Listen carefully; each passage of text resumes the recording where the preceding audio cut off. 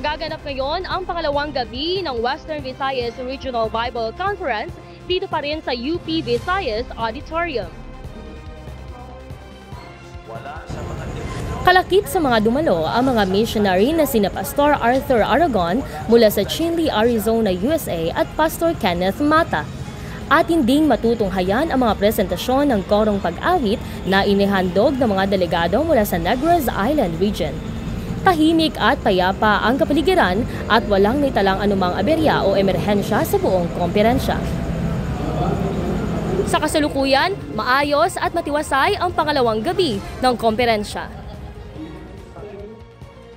Nagbabalita para sa CFM Newsbreak, ito si Adeline Alcalde.